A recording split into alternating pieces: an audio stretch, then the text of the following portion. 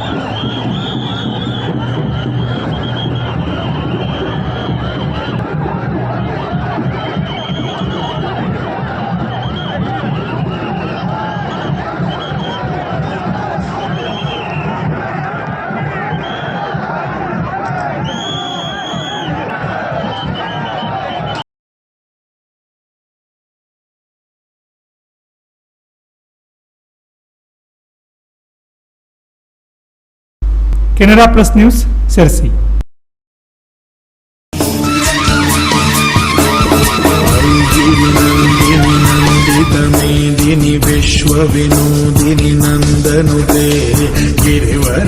ಶಿರಸಿ ಶ್ರೀ ಮಾರಿಕಾಂಬಾ ದೇವಿ ಜಾತ್ರೆಗೆ ಹಾರ್ದಿಕ ಸ್ವಾಗತ.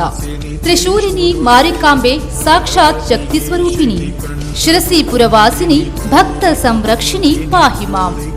ಫೆಬ್ರವರಿ 24ರಿಂದ ಮಾರ್ಚ್ 4ರವರೆಗೆ ವಿಜೃಂಭಣೆಯಿಂದ ನಡೆಯಲಿರುವ ದಕ್ಷಿಣ ಭಾರತದ ಸುಪ್ರಸಿದ್ಧ ಶಿರಸಿಯ ಶ್ರೀ ಮಾರಿಕಾಂಬಾ ದೇವಿಯ ಜಾತ್ರಾ ಮಹೋತ್ಸವಕ್ಕೆ ಆಗಮಿಸುವ ಎಲ್ಲ ಸದ್ಭಕ್ತರಿಗೆ ಹೃದಯಪೂರ್ವಕ ಸ್ವಾಗತ. ಶ್ರೀ ಮಾರಿಕಾಂಬಾ ದೇವಿಯು ಎಲ್ಲರ ಇಷ್ಟಾರ್ಥ ನೆರವೇರಿಸಲಿ, ಸರ್ವರಿಗೂ ಸನ್ಮಂಗಲವನ್ನುಂಟು ಮಾಡಲಿ ಎಂದು ಶುಭ ಹಾರೈಸುವ ಶ್ರೀ ಭೀಮಣ್ಣ ನಾಯ್ಕ್, ಶಾಸಕರು, ಶಿರಸಿ ಸಿದ್ದಾಪುರ ವಿಧಾನಸಭಾ ಕ್ಷೇತ್ರ, ಹಾಗೂ ಶ್ರೀ ಅಶ್ವಿನ್ ಭೀಮಣ್ಣ ನಾಯ್ಕ್, ಉದ್ಯಮಿ ಮತ್ತು ಯುವ ಮುಖಂಡರು, ಶಿರಸಿ.